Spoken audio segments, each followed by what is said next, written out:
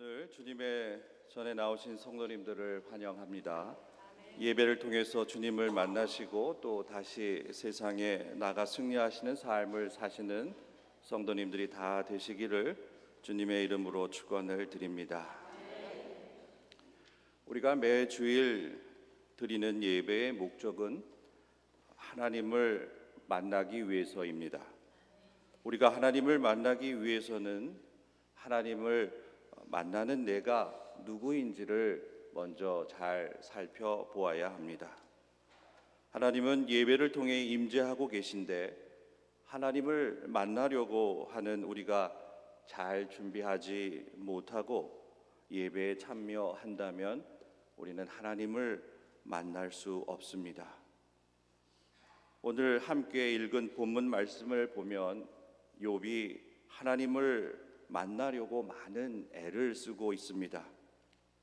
그러나 하나님이 만나주시지 않아서 욥은 무척 힘들어하고 있습니다. 본문에 보면 오늘도 내게 반항하는 마음과 근심이 있나니 내가 받는 재앙이 탄식보다 무겁습니다. 내가 어찌하면 하나님을 발견하고 그의 처소에 나아갈 수 있습니까? 그는 한탄하고 있습니다.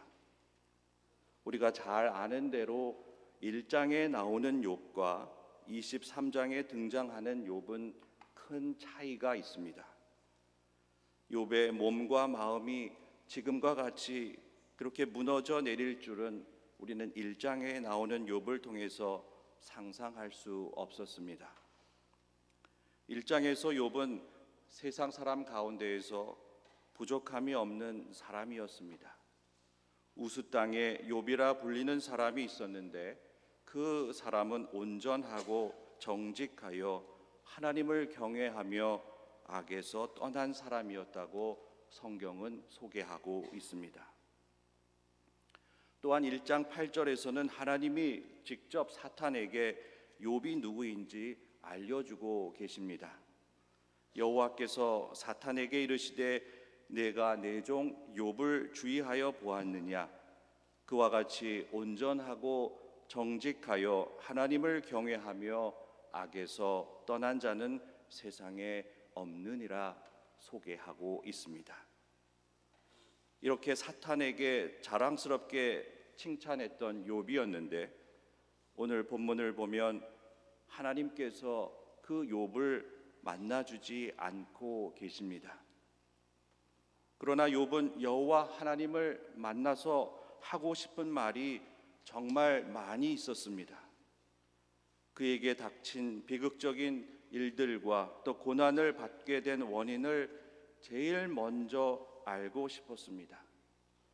그가 받는 고난과 고통이 그의 잘못 때문에 받는 것이라면 덜 괴로울 수 있었기 때문에 여호와 하나님을 만나 그 고통의 원인을 간절하게 알기 원했습니다. 또한 남이 받아야 할 고난을 자신이 대신 받고 있는 것은 아닌지 의심하지 않을 수 없었습니다. 그의 친구들도 잘못한 것이 있을 것이라고 잘 생각해 보라고 했지만 그는 찾을 수 없었습니다. 그래서 더 답답했습니다. 여호와 하나님을 만나 자기가 찾지 못한 잘못한 것들이 무엇인지 하나님으로부터 듣기를 간절히 원했습니다. 사랑하는 성도 여러분, 욥이 잘못한 것이 무엇입니까? 그가 무엇을 잘못했기에 이런 극심한 고통을 겪어야 했습니까? 한번 생각해 보시기 바랍니다. 하지만 우리가 이런 생각을 가지고 그의 잘못을 찾으려고 욥기 전체를 읽어간다면 그것은 잘못된 방법으로 욥기를 읽는다고 하겠습니다. 욥의 도덕적 잘못이 무엇인지 찾아보려고 하는 것이 아니라 욥이 깨닫고 잊지 못한 것이 무엇인지 알아보려고 하는 것이 더 적절하다고 하겠습니다. 우리는 욥의 도덕적 또 신앙적 잘못을 찾을 수 없습니다. 왜냐하면 그는 온전하고 정직하여 하나님을 경외하며 악에서 떠난 사람이라고 성경에 기록되어 있고 하나님도 그렇게 말씀하셨기 때문입니다. 그래서 사탄은 하나님께 문제를 제기합니다. 욥기 1장 9절 이하에서 사탄이 이렇게 말합니다. 욥이 어찌 까닭 없이 하나님을 경외하겠습니까? 주께서 그와 그의 집과 그의 모든 소유물을 울타리로 두르시고 계시기 때문이 아닙니까? 주께서 그의 손으로 하는 바를 복되게 하시고 또 그의 소유물이 땅에 넘치게 하셨기 때문입니다. 이제 주의 손을 펴서 그의 모든 소유물을 치십시오. 그리하시면 틀림없이 주를 향하여 욕할 것입니다. 사탄의 요청을 통해서 우리가 다시 확인할 수 있는 것은 욥이 정말 잘못한 사실이 없다고 하는 것입니다.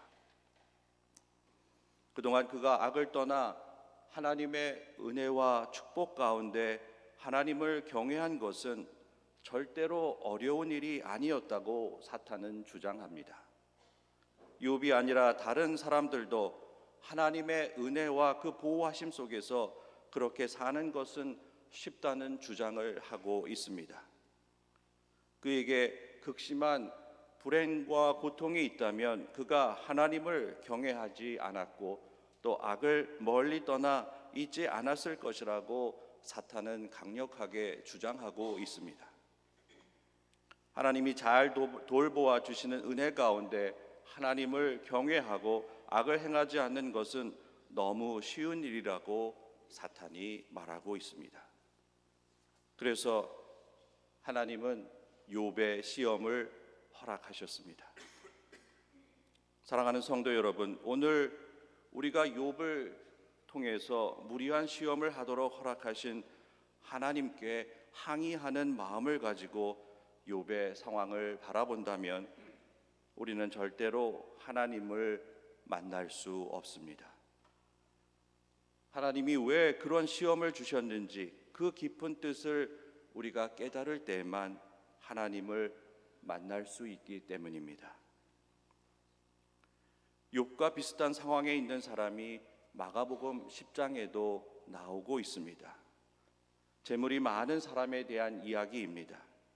욥과 재물이 많은 사람, 우리는 그를 부자 청년이라고 부르는데 그 둘의 삶이 겹쳐지는 부분이 있음을 우리는 금방 알 수 있습니다. 둘 다 부자였고 또 하나님의 말씀을 잘 지키는 삶을 사는 사람들이었습니다. 마가복음 10장 21절 이하에 예수께서 그를 보시고 사랑하사 이르시되 내게 아직도 한 가지 부족한 것이 있으니 가서 내게 있는 것을 다 팔아 가난한 자들에게 주라. 그리하면 하늘에서 보화가 내게 있으리라. 그리고 와서 나를 따르라고 예수님이 말씀하셨습니다. 욥은 그가 동의하지 않은 상황에서 고난과 고통이 찾아왔습니다. 그러나 그 부자 청년에게는 주님이 선택할 수 있도록 해주셨습니다. 주님은 그를 사랑하셨기 때문에 그에게 영생을 얻을 방법을 말씀해 주셨습니다. 내게 있는 것을 다 팔아 가난한 자들에게 주라. 그리고 와서 나를 따르라. 그를 사랑하셔서 하신 주님의 말씀이 듣는 그 사람에게는 큰 충격이 아닐 수 없었습니다. 그래서 그는 슬퍼하고 근심하며 그 자리를 떠나갔습니다. 주님이 그를 정말 사랑하셔서 하신 말씀이 그에게는 비수가 되어 날아들었습니다. 그 사람은 왜 슬퍼하고 근심했을까요? 많은 재산을 포기해야 했기 때문에 슬퍼했을까요? 아니면 영생을 얻지 못할 것 같아서 근심했을까요? 한번 생각해 보시기 바랍니다. 우리가 욥과 부자 청년의 입장이라면 무엇이 우리를 가장 힘들게 했을까요? 막대한 재산의 상실, 자녀들의 죽음, 또 자신의 질병, 그리고 영생 얻기를 포기해야 하는 것, 이 모두 우리가 감당하기 쉽지 않은 일들입니다. 그런데 주님은 왜 이런 고통스러운 일을 감당하라고 그들에게 요청하고 계실까요? 그것은 그들을 사랑하시기 때문입니다. 그들이 하나님 나라에 들어가기를 바라고 계시기 때문입니다. 그리고 하나님 나라에 들어가기가 결코 쉽지 않다는 것을 주님은 알고 계시기 때문입니다. 그래서 주님이 말씀하십니다. 낙타가 바늘 끼로 나가는 것이 부자가 하나님 나라에 들어가는 것보다 쉽다.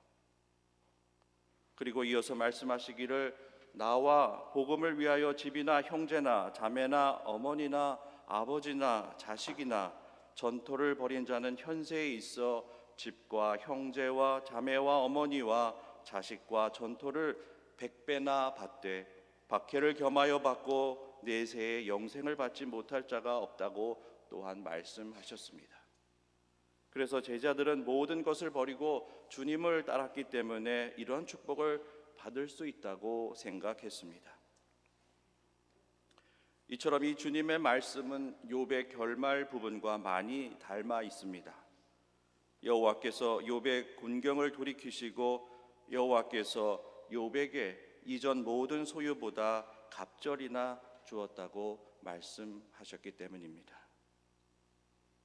지금까지 우리는 욥기의 서론과 결론 부분을 통해서 어느 정도 안심할 수 있는 상태가 되었습니다. 그러나 이 안심이 가장 중요한 부분을 건너뛰게 만들 수 있기 때문에 우리는 주의해야 합니다. 대충 시간이 지나면 복을 받을 수 있다, 다시 회복될 수 있다는 생각입니다. 그러나 욥을 통해서 그 시간이 대충 해서는 안 된다는 사실을 오늘 우리는 분명히 알아야 합니다. 우리가 어떻게 이 고난을 인내하고 이 시험을 잘 통과해야 하는지 이제 우리 각 사람이 실제로 경험할 일이 남아있기 때문입니다. 이제 욥을 통해 우리가 삶을 바라보아야 하겠습니다. 만약 우리가 지금 특별한 잘못이 없고 오히려 열심히 신앙생활하고 있는데 고난 가운데 있다고 한다면 욥과 같이 그 부자 청년과 같이 하나님이 사랑하는 그러한 사람이라고 말할 수 있습니다. 하나님이 사랑하는 사람들에게 허락하시는 그 고난의 여정을 우리가 걷게 되었기 때문입니다. 그리고 우리가 그 과정을 잘 통과한다면 우리는 한 단계 높은 위치에 올라서서 하나님을 만나볼 수 있기 때문입니다. 그때 그 사람은 욥의 고백을 할 수 있고 그 고백의 의미를 분명하게 깨달을 수 있습니다. 내가 주께 대하여 귀로 듣기만 하였사오나 이제는 눈으로 주를 배움나이다. 내가 스스로 거두어드리고 티끌과 제 가운데에서 회개합니다. 고난받은 우리는 성숙한 욥과 같이 되어서 하나님을 직접 보게 되는 은혜를 경험하게 될 것입니다. 사랑하는 성도 여러분, 오늘 본문은 우리가 욥에게 허락하신 그 고난의 과정 통과가 얼마나 중요한지 깨달으라고 말씀하고 있습니다. 부자 청년처럼 그 과정 앞에서 포기하고 돌아설 것인지 아니면 욥과 같이 끝까지 견디어 나갈 것인지 결정하라고 주님은 우리에게 말씀하고 계십니다. 이 세상을 살면서 고난받는 것을 좋아할 사람은 없습니다. 오늘 본문에서 욥이 고백합니다. 오늘도 내게 반항하는 마음과 근심이 있나니 내가 받는 재앙이 탄식보다 무겁습니다. 매일 반복되는 고난 속에서 욥은 하나님을 욕하고 모든 것을 포기하고 싶은 생각도 있었을 것입니다. 그래서 표현하기를 내게 반항하는 마음이라고 했습니다. 하나님 앞에 온전한 삶을 살기 위해 애쓰는 욥의 마음과 또 하나님을 저주하고 악에게 굴복하라는 그 반항하는 마음이 충돌하고 있었습니다. 일반적으로 우리가 하나님께 기도할 때에 고난과 고통을 지나가게 해달라고 기도합니다. 예수님도 십자가 사건 앞에서 우리와 같은 마음으로 기도하셨습니다. 그러나 예수님은 아버지께서 원하시는 대로 하겠다고 다시 결단하고 기도합니다. 우리도 그렇게 기도하고 준비하고 결단할 때에 욥이 경험한 고난을 감당할 수 있습니다. 침묵하시는 하나님 앞에서 예수님도 욥도 무척 당황하고 있었습니다. 또 난감했습니다. 하나님이 응답하지 않고 계속 침묵하고 계셨기 때문에 예수님도 그 불편한 마음을 베드로에게 표현하셨습니다. 시몬아, 자느냐? 내가 1시간도 깨어 있을 수 없더냐? 욥의 상황도 다르지 않았습니다. 친구들이 와서 위로한다고 시작했지만 오히려 욥을 비난하고 잘못한 것이 있으니 잘 생각해 보라고 상처를 주고 있었습니다. 그래서 지금 욥은 다른 어떤 것보다 여호와 하나님을 간절히 만나고 싶었습니다. 하나님이 오해하고 계시면 잘 설명할 수 있다고 생각했습니다. 하나님만 만날 수 있다면 모든 것들이 해결될 수 있다는 자신이 있었습니다.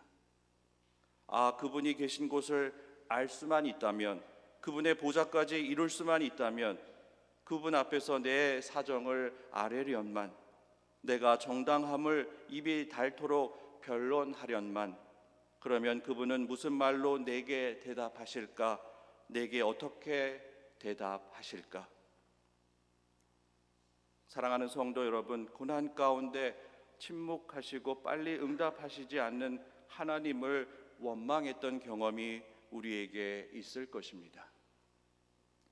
예수님이 빨리 오시지 않아 골든타임을 놓쳐 마리아와 마르다의 오빠인 나사로가 죽었고, 또 회당장의 그 야이로의 딸이 죽었습니다.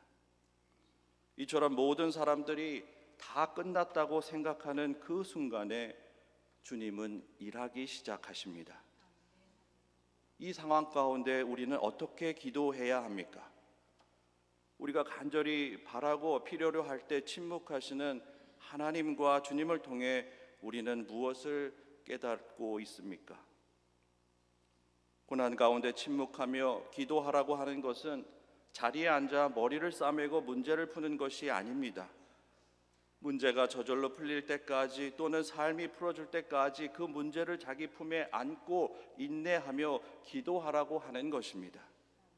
이 고난의 과정을 통해 감추어졌던 자신의 참 자아를 발견하고 겸손히 하나님께 나오기를 주님은 기다리고 계시기 때문입니다. 하나님은 침묵 속에서 우리의 거짓 자아, 포장된 자아가 해체되고 벗겨져 참 자아와 만나기를 원하고 계십니다. 욥이 가지고 있었던 그 많은 부와 또 그를 둘러싸고 있던 칭찬과 칭송이 다 거두어지고 온전히 참 모습의 욥이 드러나기 시작할 때 비로소 하나님이 만나주고 계십니다. 그래서 우리는 시편 22편에 나오는 것처럼 기도해야 합니다. 내 하나님이여, 내 하나님이여, 어찌 나를 버리셨습니까?